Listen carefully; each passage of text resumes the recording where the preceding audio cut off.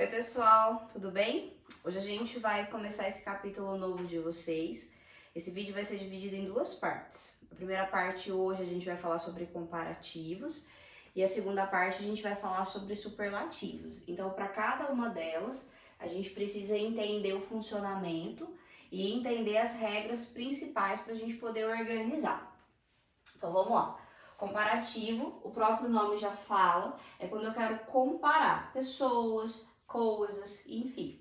Na vida a gente não gosta de ser comparado, mas a gente precisa, para algumas determinadas situações, a gente precisa comparar. Bom, na língua inglesa, os comparativos eles possuem 3 graus. Eu posso ter o grau de superioridade, de igualdade ou o grau de inferioridade. Então, se eu tenho duas pessoas, eu posso comparar dizendo que uma é melhor do que a outra. Eu posso dizer que uma é tão boa quanto a outra, ou eu posso dizer que uma não é tão boa assim quanto a outra, tá? Então, a gente tem essas formas para a gente organizar. Normalmente, os comparativos dentro da língua inglesa, eles vão aparecer com os adjetivos, mas eu posso formar também esses comparativos com advérbios ou substantivos, mas aí é uma outra história, porque as mudanças elas são diferentes, tá? Então, por exemplo, uma das coisas que geralmente a gente fala é que eu preciso ter 2 elementos do mesmo grupo para fazer a comparação. Então, se eu tenho pessoas, eu vou comparar 2 pessoas. Isso não é uma regra, mas normalmente é assim. Se eu tenho 2 coisas, né, são 2 do mesmo grupo e assim por diante. Por exemplo, Cuiabá e eu tenho Campo Grande. Então, eu tenho aqui, claro, uma comparação. E o adjetivo que eu quero usar para comparar é o adjetivo hot, que é o adjetivo quente. Normalmente a gente sabe que em Cuiabá faz mais calor do que em Campo Grande. Então, para que eu faça essa comparação, eu vou dizer Cuiabá. Sempre o primeiro termo é aquele que eu vou falar mais ou menos, enfim. O verbo que a gente usa, já que Cuiabá é uma cidade só, is. E aí eu estabeleço a minha comparação. Hotter than Campo Grande. Então eu tenho um elemento aqui, uma cidade, e outra cidade do outro lado. Por isso eu consigo formar uma comparação, ok? Tudo bem? Agora, existem algumas regras que são importantes para que eu forme. Hoje a gente vai ficar com a ideia dos adjetivos, que a gente chama de adjectives, porque é neles que a gente acaba tendo as maiores transformações, né? E aí vale lembrar o seguinte, nos adjetivos, né, para a gente poder entender essa diferença, quando ele é longo ou quando ele é curto, long ou short, eu preciso entender que o sistema fonético da língua inglesa ele é diferente, o sistema de sílabas, né? Então eu não vou ter igual no Brasil, onde eu posso ter uma consoante e uma vogal, e isso estabelece para mim uma sílaba. Não, na língua inglesa as sílabas elas são fonéticas, é de acordo com a quantidade de vezes que eu tenho a saída de ar, que eu pronuncio então essa palavra. Isso determina se ela é longa, se essa palavra ela é longa ou ela é curta. Normalmente a gente diz que para que um adjetivo ele seja long, ele precisa ter mais de 2 sílabas. Isso significa que ele se torna um adjetivo longo. E para ele ser considerado um adjetivo curto, ele precisa ter entre 1 ou 2 sílabas, ok? Esse é o processo que a gente fala para explicar a diferença entre longo e curto. O que a gente vai trabalhar hoje são os adjetivos de superioridade. Por quê? Porque é nesse grupo onde eu tenho as principais transformações, tá? Tanto na igualdade quanto na inferioridade, a gente não mexe no adjetivo. Então, nesse momento, a gente não vai falar, né? Ele acaba sendo um assunto mais para o ensino médio, onde vai aparecer todos eles juntos. Então, vamos começar pelo mais fácil, que é o adjetivo long. O adjetivo long é aquele que tem mais de 2 sílabas, ou seja, 3, 4 e assim por diante.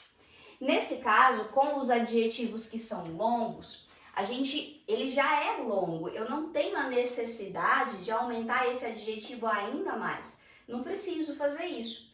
Então, o que eu faço? Eu acrescento antes do meu adjetivo a palavra more, que significa mais, e depois do adjetivo eu vou colocar o than, que significa do que.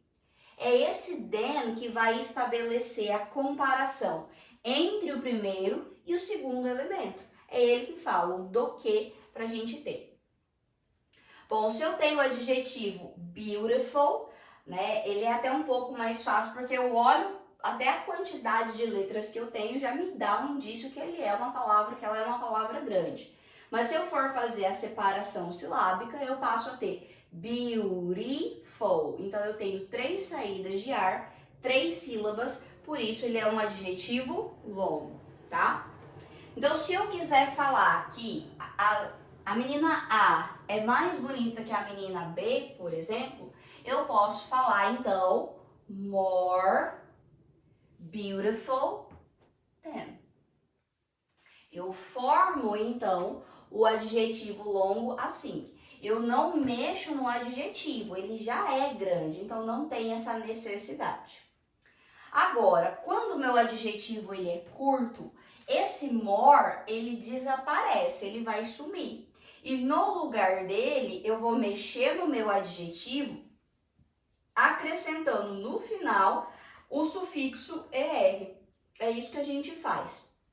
O ER é a marca que a gente tem para o comparativo. E aí o than ele continua. Só que para que eu coloque ele, algumas mudanças elas também precisam acontecer. Como, por exemplo, a regra geral me fala que eu acrescento o ER. Então, se eu digo fast, rápido, para que eu fale mais rápido, então, eu passo a ter faster. Eu acrescento o ER aqui no final. O adjetivo dry, que é o adjetivo seco, ele terminou em Y. Então, o que eu vou fazer? Eu vou tirar esse Y, eu elimino ele e faço a troca por IER. Então, eu tiro o Y, troco pela letra I e acrescento o ER. Agora, a gente tem um problema. Todos os adjetivos que eles têm uma sílaba só, que eu pronuncio uma vez só, aí eu não posso simplesmente colocar o ER. Por exemplo, hot, eu tenho uma saída de ar, então eu tenho um adjetivo que tem uma sílaba. Se ele termina em consoante, vogal, consoante, eu sou obrigada a pegar a última letra e dobrar essa letra. E aí eu acrescento o ER. Hotter. Sempre de trás para frente. Por exemplo, para eu falar magro, thin, né? Tem uma sílaba só, thin. Se eu começo do início, isso não me mostra que acontece esse aumento da letra. Mas olha só, eu tenho consoante, consoante e vogal. Então, sempre é de trás para frente, da última letra para trás. Então, eu tenho consoante, vogal, consoante. Então, eu dobro para que eu possa acrescentar o ER. Thinner, mais magro do que alguma coisa. Vale lembrar que existe algumas exceções. Os adjetivos que terminam em W, os adjetivos que terminam em Y, a gente não dobra, a gente tira. Os adjetivos que terminam em X, a gente não vai dobrar. O caso de new, por exemplo, eu tenho consoante, vogal, consoante, certo? Porém, eu não vou dobrar, eu só acrescento ER. E large, que vai ser o meu último, né, o meu último adjetivo das regras aqui. Se o meu adjetivo terminou com a letra E, não é mais necessário que eu coloque mais uma letra E. Então, nesse caso, a gente passa a ter larger. Só acrescento um R, ok? Todos eles, a gente mexe no adjetivo porque eles são curtos. E aí, no final, eu acrescento o than, que é aquilo que vai estabelecer, a palavra que estabelece a comparação entre o primeiro e o segundo elemento.